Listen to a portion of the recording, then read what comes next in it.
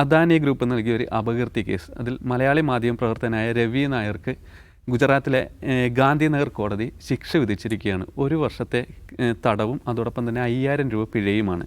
2021 മുതൽ 23 വരെയുള്ള കാലയളവിലാണ് 2020 മുതൽ 2021 വരെയുള്ള കാലയളവിൽ എക്സിൽ കൂടിയിട്ട് ഈ രവി നായർ പങ്കുവച്ചിരുന്ന പോസ്റ്റുകൾ അദാനി ഗ്രൂപ്പിനെ അപകീർത്തിപ്പെടുത്താനും അവരുടെ സൽപ്പേരിന് കളങ്കം വരുത്തുന്നതിനും കാരണമായി എന്നാണ് ഇവർ കോടതിയിൽ വാദിച്ചത്. അദാനി എൻ്റർപ്രൈസസ് ആയിരുന്നു ഈ ഗുജറാത്തിലെ കോടതിയിൽ രവി നായർക്കെതിരെ കേസുമായിട്ട് മുന്നോട്ട് പോയത്. ഇത് വലിയ രീതിയിൽ അവരുടെ കച്ചവടത്തെ ബാധിച്ചു എന്നും അതോടൊപ്പം തന്നെ അവരുടെ സൽപ്പേരിനെ ബാധിച്ചു എന്നുള്ള വാദങ്ങളെ കോടതി ശരിവെച്ചുകൊണ്ടാണ് 1 വർഷത്തെ ശിക്ഷ രവി നായർക്ക് വിധിച്ചിരിക്കുന്നത്. നിലവിൽ അദ്ദേഹം അപ്പീൽ പോകുമെന്ന് കൂടിയിട്ട് അറിയിച്ചിട്ടുണ്ട്. അതോടൊപ്പം തന്നെ മറ്റൊരു ചോദ്യം കൂടിയിട്ട് അദ്ദേഹം ഉന്നയിക്കുന്നുണ്ട്. അദ്ദേഹം പങ്കുവച്ച ട്വീറ്റുകളിലുണ്ടായിരുന്നത് ഇന്ത്യൻ എക്സ്പ്രസ് കാരവൻ അടക്കമുള്ള അതിലെ റിപ്പോർട്ടുകളായിരുന്നു. എനിക്കെതിരെ മാത്രം എന്താണ് ഈ നടപടി എടുക്കുന്നത്, ഇത് പ്രസിദ്ധീകരിച്ച മാധ്യമങ്ങൾക്കെതിരെ നടപടി എടുക്കുന്നില്ല എന്ന് കൂടിയിട്ട് രവി നായർ ചോദിക്കുന്നുണ്ട്. നിഷാദ്, രവി നായരെ നമുക്കറിയാം, മുമ്പ് ഈ കേസുമായി ബന്ധപ്പെട്ടിട്ടുള്ള വാർത്തകൾ കൂടി വന്നിട്ടുണ്ട്. ഈ സ്വതന്ത്ര മാധ്യമ പ്രവർത്തനവും അതോടൊപ്പം തന്നെ ഇത്തരത്തിൽ സോഷ്യൽ മീഡിയയിൽ പങ്കുവെക്കുന്ന വാർത്തകളും ശിക്ഷിക്കപ്പെടാൻ കാരണമാകുന്നു. അതും മറുവശത്ത് അദാനി കൊടുക്കുന്ന ഒരു മാനനഷ്ട കേസിൽ. അല്ല, അദാനി മാനനഷ്ട കേസ് കൊടുത്താൽ തീർപ്പുണ്ടാക്കാനും അങ്ങനെ വേട്ടയാടുന്ന തരത്തിൽ വിധികൾ ഉണ്ടാക്കാനും ശേഷിയുള്ള ആളാണ്. അദാനി മാത്രമല്ല, ഇന്ത്യയിലെ വൻകിട കോർപ്പറേറ്റുകൾ പലതും. ഇപ്പം നമുക്കറിയാമല്ലോ, വാക്സിൻ നിർമ്മാണവുമായി ബന്ധപ്പെട്ട് ദ വയർ പ്രസിദ്ധീകരിച്ച റിപ്പോർട്ടുകൾ മുഴുവൻ പിൻവലിക്കാൻ അവർ നിർബന്ധിതമായി. വൻകിട കോർപ്പറേറ്റുകൾ അല്ലെങ്കിൽ വൻകിട കമ്പനികൾ, ഭരണകൂട ബന്ധുക്കൾ ഡിഫമേഷൻ കേസുമായി ഇറങ്ങിയാൽ എല്ലാത്തിനും വേഗം തീരുമാനമാവും. സാധാരണക്ക് ഡിഫമേഷൻ കേസ് വേഗം തീരുമാനമാവുമെന്ന് കണ്ടിട്ടുണ്ടോ? ഒന്നും തീരുമാനമായിട്ടില്ല. പക്ഷേ അദാനിയുടെ കേസിലൊക്കെ ടക്ക് തീരുമാനമാവുകയും 1 വർഷം പിഴ അല്ലെങ്കിൽ കോടികൾ പിഴ എന്ന് പറഞ്ഞുള്ള തീരുമാനം കോടതിയിൽ നിന്ന് വരും. ഉത്തരവാദിത്വ മാധ്യമ പ്രവർത്തനം നടത്തണം, തെറ്റായ സംഗതികൾ ഉണ്ടാവാൻ പാടില്ല എന്നൊക്കെ കോടതികൾ ഉപദേശിക്കും. ഉത്തരവാദിത്വ മാധ്യമ പ്രവർത്തനം എന്ന സംഗതി പറയാൻ അർഹതയുള്ള നാടാണോ സത്യത്തിൽ ഇന്ത്യ എന്നുള്ള ക്വസ്റ്റ്യൻ അവിടെ ഉണ്ട്. ഒരു വലിയ വിഭാഗം മാധ്യമങ്ങൾ ഭരണകൂട ദാസ്യവേല ചെയ്യുകയും നുണ പ്രചരിപ്പിക്കുകയും ഹേറ്റ് പ്രചരിപ്പിക്കുകയും മുഖ്യമന്ത്രിമാർ തന്നെ ഇറങ്ങിയെന്ന് വെറുപ്പ് പറയുകയും ചെയ്യും. അതിനോടൊന്നുമില്ലാത്ത ഒരുതരം പ്രതിപത്തിയും ആവേശവും കോടതികൾക്ക് ഇദ്ദേഹത്തിൻ്റെ കാര്യത്തിൽ ഉണ്ടാവുകയാണ്.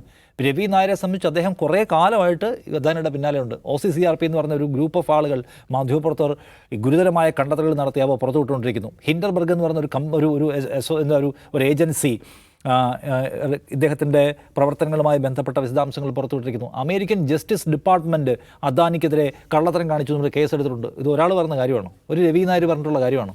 അദാനി നിരത്തി കേസ് കൊടുത്തുകൊണ്ടിരിക്കുകയാണ്. മൊത്തം 15 മാധ്യമപ്രവർത്തകർക്കെതിരെ കേസുണ്ട്. 9 പേർ ഇപ്പോഴും അദ്ദേഹത്തിനെതിരെ പോരാടിക്കൊണ്ടിരിക്കുന്നു. പലർക്കുമെതിരെ പലതരത്തിലുള്ള കോടതി ഭീഷണികളും വന്നിട്ടുണ്ട്. എന്നിട്ടും പോരാടിക്കൊണ്ടേയിരിക്കുന്ന മനുഷ്യൻ. ഞാൻ വിചാരിക്കുന്നത് പുതിയ എന്തൊക്കെയോ സംഗതികൾ വരാനിരിക്കുന്നതിൻ്റെ പശ്ചാത്തലത്തിലാണ് ഈ കേസിൻ്റെ വിധി പെട്ടെന്ന് വന്നിട്ടുള്ളത് എന്നാണ്. അപ്പോൾ അദാനിയുടെ കാര്യത്തിൽ അദാനിക്കെതിരെ എന്തോ ഒരു കുപ്രചരണം നടന്നു, അദാനിക്കെതിരെ കുപ്രചരണം നടന്നതിൻ്റെ അടിസ്ഥാനത്തിൽ ഇതാ ശിക്ഷിക്കപ്പെട്ടിരിക്കുന്നു എന്നൊക്കെ വളരെ നിഷ്കളങ്കമായി വിശ്വസിക്കുന്ന ആൾക്കാരുണ്ട്. സിമ്പിളായി എടുത്താൽ മതി. ഇവിടെ വന്നിട്ടുള്ള എല്ലാ സംഗതിയിലും വിട്ടേക്ക്. അമേരിക്കൻ ജസ്റ്റിസ് ഡിപ്പാർട്ട്മെൻറ്റ് ഇദ്ദേഹം ഇന്ത്യയിലെ ഉദ്യോഗസ്ഥർക്ക് കൈക്കൂലി കൊടുത്തിട്ടാണ് ഈ എനർജി കരാറുകൾ പലതും സംഘടിപ്പിച്ചത് എന്ന് കണ്ടെത്തിയിട്ട് കേസെടുത്തിരിക്കുകയാണ്. അതിനെക്കുറിച്ച് ഇവർക്ക് എന്തെങ്കിലും പറയാനുണ്ടോ? അമേരിക്കൻ ജസ്റ്റിസ് ഡിപ്പാർട്ട്മെൻറ്റിൻ്റെ കണ്ടെത്തൽ തെറ്റാണെന്ന് അദാനിയോടും പറഞ്ഞിട്ടുണ്ടോ? അദ്ദേഹത്തിൻ്റെ സുഹൃത്തായ മോദി പറഞ്ഞിട്ടുണ്ടോ? മോദിയുടെ സുഹൃത്തുക്കളായിട്ടുള്ള BJPക്കാർ എവിടെയെങ്കിലും പറഞ്ഞിട്ടുണ്ടോ അമേരിക്ക കള്ളത്തരം കാണിക്കുകയാണെന്ന്? ഇല്ലല്ലോ. എന്ന് മാത്രമല്ല, അതിനുശേഷം അമേരിക്കയ്ക്കെതിരെ കടുപ്പിച്ചൊരു വർത്താനം ഇവരാരെങ്കിലും പറഞ്ഞു കേട്ടിട്ടുണ്ടോ? മോദി പോലും പറയുന്നില്ല. ആ കേസിന് ശേഷം അമേരിക്കയ്ക്കെതിരെ ഒരു വർത്താനം പറയുന്നില്ല എന്ന് മാത്രമല്ല, അമേരിക്ക എഴുതി കൊണ്ടുവരുന്ന കംപ്ലീറ്റ് അനുസരിച്ച് താഴെ നമ്മൾ ഒപ്പിടുകയാണ്. അത് നമ്മുടെ രാജ്യത്തിൻ്റെ അന്തസ്സും നമ്മുടെ രാജ്യത്തിൻ്റെ സാമ്പത്തികവും കാർഷികവുമായ നിലനിൽപ്പിനെ ഒന്നും നോക്കാതെ നമ്മൾ എഴുതി ഒപ്പിട്ടുകൊണ്ടിരിക്കുകയാണ്. നമ്മുടെ പൗരന്മാരെ അമേരിക്ക അപമാനിച്ചാട്ടി അയച്ച് യുദ്ധ തടവുകാരെ പോലെ കൊണ്ടുവന്ന് തള്ളുകയാണ്. നമ്മൾ പോലും മിണ്ടുന്നുള്ളൂ, ഒരക്ഷരം നമ്മൾ മിണ്ടുന്നില്ല. കാരണം എന്താണ്? ഈ കേസിന് ശേഷമാണ്. എന്തായാലും ആ കേസാണോ കാരണമെന്ന് ഞാൻ പറഞ്ഞില്ല, ആ കേസിന് ശേഷമാണ് സംഭവം ഉണ്ടായിട്ടുള്ളത്. പിന്നെന്താണ്? ഹിൻഡൻബർഗ് റിപ്പോർട്ടുമായി ബന്ധപ്പെട്ട് അദാനി കൊടുത്തിട്ടുള്ള ക്വസ്റ്റ്യൻസിന് മുഴുവൻ ഉത്തരം പറഞ്ഞിട്ടുണ്ടോ? അദാനിയെക്കുറിച്ചുള്ള പ്രധാനപ്പെട്ട പ്രശ്നം എന്താണ്? അദാനി അദ്ദേഹത്തിൻ്റെ ഓഹരികൾ മുഴുവൻ വ്യാജമായ ഒരു പ്രതീതി ഉണ്ടാക്കുന്നു. ഓഹരിക്ക് വ്യാജമായിട്ടുള്ള മൂല്യം ഉണ്ടാക്കി പെരുപ്പിച്ച് കാണിച്ച് ഇന്ത്യ ഇവിടെ ബാങ്കുകളിൽ നിന്ന് കോടാനുകൂടി വായ്പ എടുത്തിരിക്കുന്നു.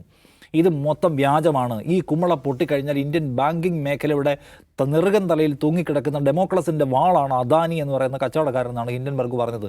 അദാനിക്ക് അതിന് പൂർണ്ണമായിട്ടുള്ള ഉത്തരവുണ്ടായിരുന്നു. അതിൻ്റെ അടിസ്ഥാനത്തിൽ അദാനിയുടെ മൊത്തം ഓഹരി ഇടിഞ്ഞ് താഴെ പോയല്ലോ. അപ്പോൾ എങ്ങനെയാണ് അദാനിയെ വിപണി കണ്ടത് എന്നുള്ള പ്രശ്നമുണ്ട്. അദാനിയുടെ കമ്പനികളിലേക്ക് വന്നിട്ടുള്ള പേപ്പർ കമ്പനികളിൽ വന്നിട്ടുള്ള കോടാനുകോടി രൂപയുടെ ഇടപാട്, അതിൻ്റെ വിശദാംശങ്ങൾ മുഴുവൻ പുറത്തു വന്നില്ലേ? വളരെ സീരിയസ് ആയിട്ടുള്ള അലിഗേഷൻ രാഹുൽ ഗാന്ധി പാർലമെൻറ്റിൽ പടം ഉയർത്തി വെച്ച് ചോദിച്ചില്ലേ? മോദി പോകുന്ന എല്ലാ സ്ഥലത്തും പിന്നാലെ പോവുകയും അദാനിക്ക് കരാർ കിട്ടുകയും ചെയ്യുന്നത് എങ്ങനെയാണെന്ന്. അദാനിക്ക് കരാർ കൊടുത്തും ഇവിടെ കേരളത്തിൽ നിന്നുള്ള ഇന്ത്യയിൽ നിന്നുള്ള സമ്മർദ്ദത്തിൻ്റെ അടിസ്ഥാനത്തിൽ അദാനിക്ക് കരാർ കൊടുത്തതിൻ്റെ പേരിൽ ശ്രീലങ്കയിലെ പാർലമെൻറ്റിൽ വലിയ ബഹളം ഉണ്ടായിട്ടില്ലേ?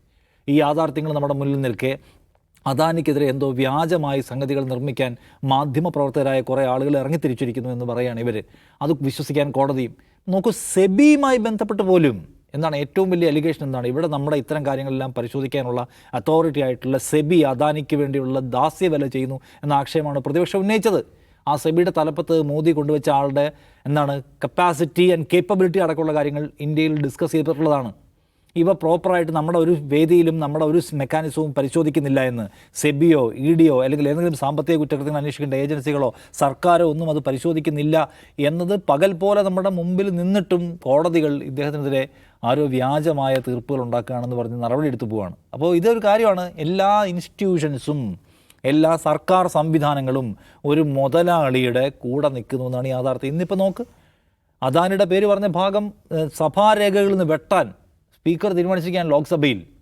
കാരണം രാഹുൽ ഗാന്ധി എന്ന് പറഞ്ഞ് നടത്തിയിട്ടുള്ള സ്റ്റേറ്റ്മെൻറ്റ്. അപ്പോൾ അദാനി എന്നുള്ള സംഗതി ലോക്സഭയുമായി ബന്ധപ്പെട്ട രാജ്യസഭയുമായി ബന്ധപ്പെട്ട ഒരു ഘടകത്തിലും വരാൻ പാടില്ല, ഒരു പേപ്പറിലും വരാൻ പാടില്ല എന്നുള്ള നിഷ്കർഷയാണ്. എന്നാൽ അദാനിയെക്കുറിച്ചുള്ള ചോദ്യത്തിന് വല്ല മറുപടി ഉണ്ടോ? അദാനിയും മോദിയും കൂടെ പോകുന്ന ചാർട്ടേഡ് ഫ്ലൈറ്റിൽ ഒരുമിച്ചിരുന്ന് ചിരിച്ചുല്ലസിച്ച് പോകുന്ന ഒരു ഫോട്ടോഗ്രാഫ് ഉയർത്തിപ്പിടിച്ചിട്ടാണ് നിങ്ങൾ ഈ യാത്ര എന്തിനു പോയതാണെന്ന് രാഹുൽ ഗാന്ധി ചോദിച്ചത്. അതിന് 1.5 മണിക്കൂർ സമയമെടുത്ത് മോദി മറുപടി പറയുന്നുണ്ട്. പറഞ്ഞ മുഴുവൻ നെഹ്റുവിനാണ്, ഇതിനൊന്നും മറുപടി പറഞ്ഞില്ല. ഒരാളുമായി എനിക്ക് ബന്ധം വരുന്നുണ്ട്, ഏതാണ്ടൊരു വാക്ക് ഇങ്ങനെ പാസീവായി പറഞ്ഞു പോയതല്ലാതെ അദാനിയുടെ പേര് ഈ പറയുന്ന മോദി വേണ്ടിയിട്ടില്ല. അദാനിക്കും ഒരു സഹായവും ചെയ്ത് കൊടുക്കേണ്ട ബാധ്യത എനിക്കില്ല എന്ന് പറഞ്ഞില്ല. അങ്ങനെ പറയാൻ പറ്റത്തില്ല. കാരണം തെരഞ്ഞെടുപ്പ് കാലത്ത് 2 ലക്ഷം കിലോമീറ്റർ പറന്നത് മുഴുവൻ അദാനിയുടെ സ്വന്തം ഫ്ലൈറ്റിലാണെന്ന് എല്ലാവർക്കും അറിയാവുന്ന കാര്യമാണ്. അപ്പോൾ അദാനി ഇന്ത്യൻ ഓഹരി വിപണിയെ പറ്റിക്കുന്നുണ്ടോ, അല്ലെങ്കിൽ ഇന്ത്യയിലെ ബാങ്കിങ് മേഖലയെ, നമ്മുടെ ഇപ്പോൾ SBI അടക്കമുള്ള ബാങ്കുകളൊക്കെ കോടാനുകോടി വായ്പ കൊടുത്തിട്ടുണ്ട്. അദാനി ഒറ്റ പൊളിയിൽ പൊളിഞ്ഞാൽ ആരൊക്കെ പൊളിയും? SBI പൊളിയും. അദാനിയുടെ ഗ്രൂപ്പിൽ കൊണ്ട് ഇൻവെസ്റ്റ് ചെയ്തിരിക്കുന്ന ആരൊക്കെയാണെന്ന് അറിയാമോ? അതിൽ പ്രധാനപ്പെട്ട സ്ഥാപനം എന്നറിയാമോ? നമ്മുടെ LIC ആണ്. അദാനി പൊളിഞ്ഞാൽ LIC അടക്കം പൊളിയും. പൊതുമേഖലാ സ്ഥാപനങ്ങളെല്ലാം അദാനിക്ക് സാമ്പത്തികമായി ഉള്ള കണക്റ്റിൽ നിൽക്കുകയാണ്. അദാനി പൊളിയെന്നുള്ള പൊളിയാൻ. അപ്പോൾ ഇതിനകത്ത് ഉന്നയിക്കപ്പെട്ടുള്ള ആരോപണങ്ങൾ, കൊടുത്തിട്ടുള്ള ക്വസ്റ്റ്യനെയർ മറുപടി പറയാതിരിക്കുക, അല്ലെങ്കിൽ വരുന്നിട്ടുള്ള വിവരങ്ങളെ മാനിപ്പുലേറ്റ് ചെയ്യുക, അതിനപ്പുറം പോയാൽ കോടതികളെ ഉപയോഗിച്ചുകൊണ്ട് ഈ പറഞ്ഞ മാധ്യമപ്രവർത്തകരെ ഭയപ്പെടുത്തുക എന്ന് പറയുന്ന പണി നടന്നുകൊണ്ടിരിക്കുകയാണ്. പക്ഷേ അതിൽ നമ്മൾ റെസ്പെക്ട് ചെയ്യേണ്ട ആൾക്കാരുണ്ട്. കാരണം ഇത് വലിയ ഒരു ഭീമാകാര സത്വത്തോടാണ് ഇവർ പോരാടുന്നത്. അദാനി ആരാണ് കക്ഷി? അദാനി എന്ന് വെച്ചാൽ വെറും പണക്കാരൻ മാത്രമല്ല, ഭരണകൂടം തന്നെയാണ് അയാൾ എന്നാണ് നമ്മൾ കാണേണ്ട കാര്യം. അദാനിക്ക് വേദനിച്ചാൽ ഭരണകൂടത്തിനാകെയും വേദനിക്കും.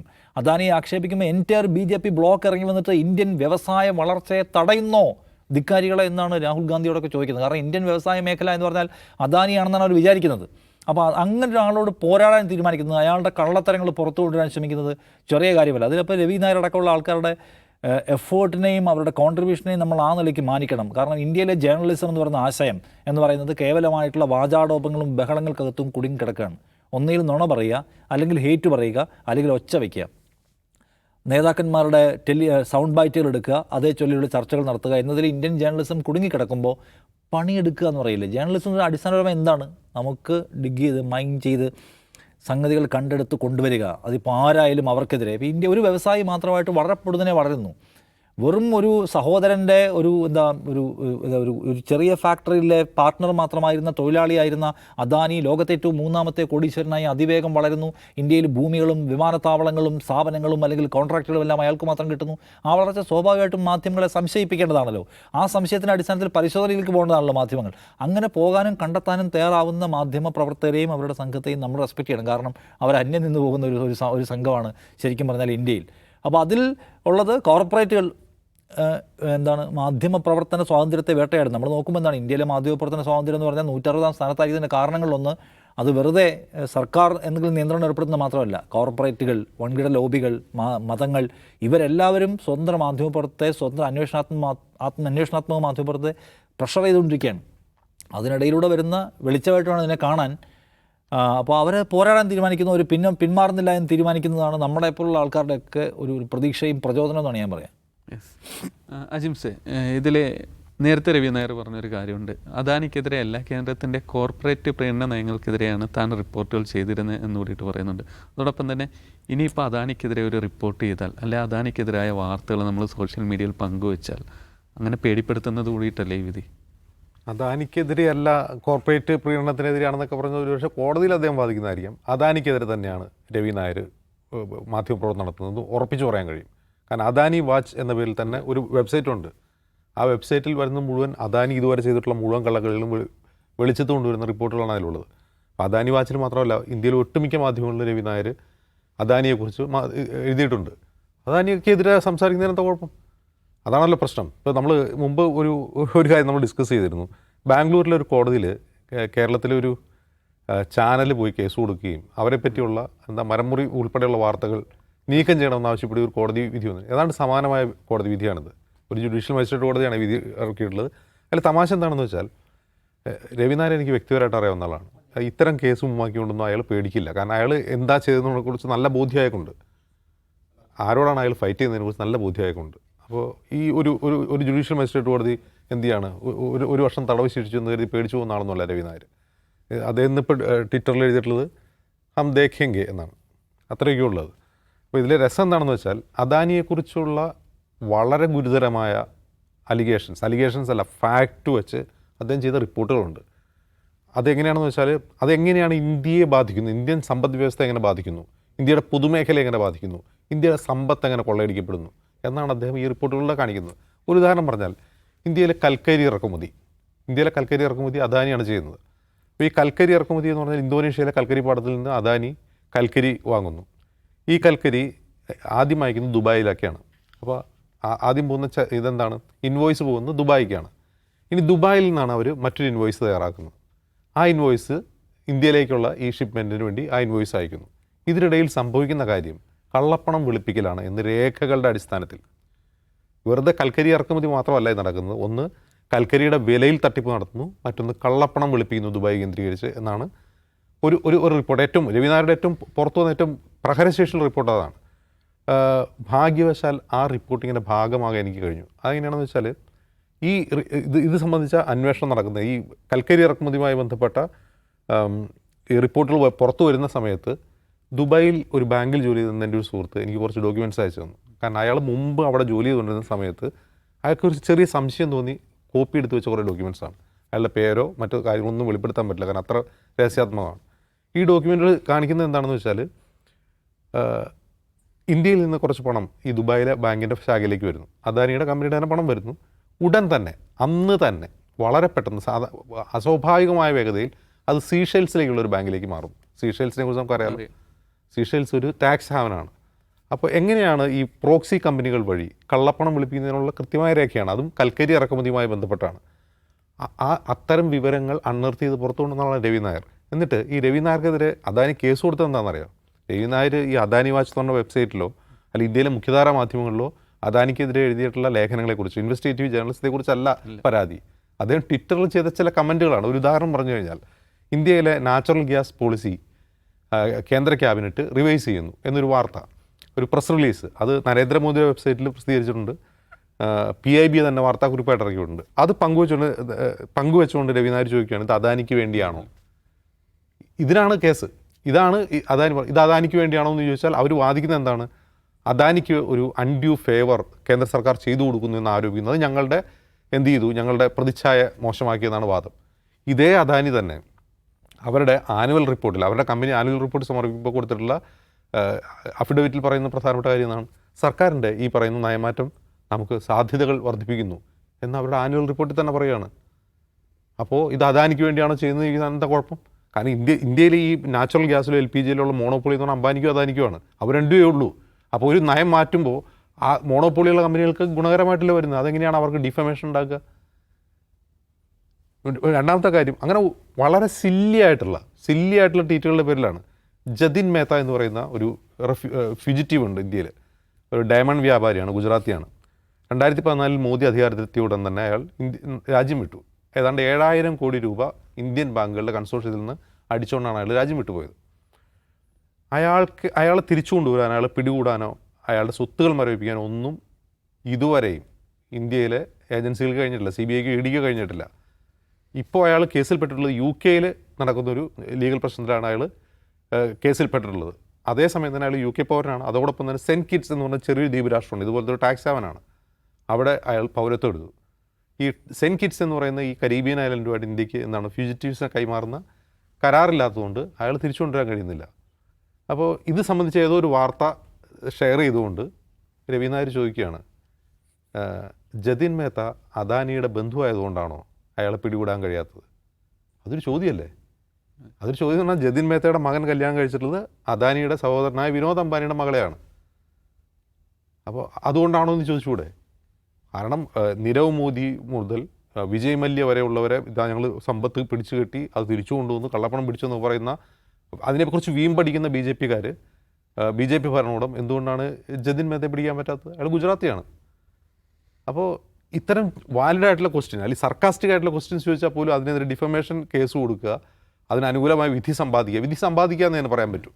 അത് വിധി സമ്പാദിച്ച വിധി തന്നെയാണ്. കാരണം ഗുജറാത്തിലെ കോടതിയാണ്. ഗുജറാത്തിലെ കോടതിയെക്കുറിച്ച് നമുക്കറിയാലോ, വളരെ പ്രമാദമായ കേസുകളിൽ എസ്പെഷ്യലി അമിത്ഷായ്ക്കെതിരെയുള്ള എൻകൗണ്ടർ കില്ലിംഗ് കേസുകളൊക്കെ ട്രയൽ ചെയ്ത് എവിടെയായിരുന്നു? അത് ഗുജറാത്തിലല്ല, മഹാരാഷ്ട്ര കൊണ്ടുവന്ന ട്രയൽ ചെയ്ത്. അങ്ങനെയാണ് ജസ്റ്റിസ് ലോയെ കൊല്ലപ്പെട്ടത്. അതുകൊണ്ട് അങ്ങനെയാണ് ആ കേസ് പരിഗണിച്ച ആളാണ് ജസ്റ്റിസ് ലോയ. അപ്പോൾ ഗുജറാത്തിലെ കോടതികളെക്കുറിച്ച് രാജ്യം മുഴുവൻ ഒരു പ്രത്യേകമായ അഭിപ്രായമുണ്ട്. ആ കോടതികൾ എങ്ങനെയാണ് പ്രവർത്തിക്കുന്നത്, എത്രയോ കേസുകൾ അങ്ങനെ ഉണ്ടായിട്ടുണ്ട്. അപ്പോൾ ഞാൻ പറഞ്ഞാൽ മറ്റേ ബാംഗ്ലൂർ കോടതിയിൽ പോയി വിധി സമ്പാദിച്ച പോലെ തന്നെയാണ് ഗുജറാത്തിലെ ഗാന്ധിനഗർ കോടതിയിൽ പോയി വിധി സമ്പാദിച്ചത്. ഇതുകൊണ്ടൊന്നും രവി നായരെ പോലുള്ള കുറച്ച് ജേർണലിസ്റ്റുകളെ പിന്തിരിപ്പിക്കാൻ കഴിയുന്ന നമുക്ക് വിചാരിക്കാൻ കഴിയില്ല. കാരണം അവർക്കറിയാം അവരെന്താണ് ചെയ്തുകൊണ്ടിരിക്കുന്നത്. യഥാർത്ഥത്തിൽ അദാനിക്കെതിരായിട്ടുള്ള പോരാട്ടം മോദി ഭരണകൂടത്തിനെതിരായിട്ടുള്ള പോരാട്ടമായിട്ടാണ് അവർ കാണുന്നത്. കാരണം ഇന്ത്യയിലെ മാധ്യമങ്ങൾ മുഴുവൻ ഇരിക്കാൻ പറഞ്ഞപ്പോൾ മുട്ടിലഴിഞ്ഞുകൊണ്ടിരിക്കുന്ന ഒരു സമയത്ത് എവിടെ അടിച്ചാലാണ് മോദിക്ക് വേദനിക്കുക, എവിടെ അടിച്ചാലാണ് ബി ജെ പിക്ക് വേദനിക്കുക എന്ന് അറിഞ്ഞുകൊണ്ട് തന്നെ, കാരണം നമ്മുടെ രാജ്യത്തിൻ്റെ സമ്പത്ത് മുഴുവൻ 2 ധനികർക്ക് കൈമാറി വിതരണം ചെയ്തുകൊണ്ടിരിക്കുകയാണ് ഇന്ത്യൻ ഭരണകൂടം. 2 പ്രധാനപ്പെട്ട സമ്പന്നർക്ക് വിതരണം ചെയ്തുകൊണ്ടിരിക്കുകയാണ്. അപ്പോൾ എവിടെ എറിഞ്ഞാലാണ് മോദിക്കും ബി ജെ പിക്കും വേദനിക്കുക എന്ന് അറിഞ്ഞു തന്നെയാണ് അവിടെ തന്നെ തുറന്നു നോക്കാൻ ഇവർ തീരുമാനിച്ചിട്ടുള്ളത്. അവരെ നിശബ്ദരാക്കണമെങ്കിൽ അവരെ കൊല്ലേണ്ടി വരും, അല്ലാതെ ഇത്തരം ഉമ്മാക്കികളുണ്ടോ കഴിയുമെന്ന് തോന്നുന്നില്ല. അതെ, ഈ രവി നായരുടെ പോരാട്ടം അദാനി വാച്ചുവരിയായിട്ടുള്ളതും ഇപ്പോഴുള്ള ഈ നിയമ പോരാട്ടവും കൂടിയിട്ട് വിജയിക്കട്ടെ എന്ന് ആശ്വസിക്കാം.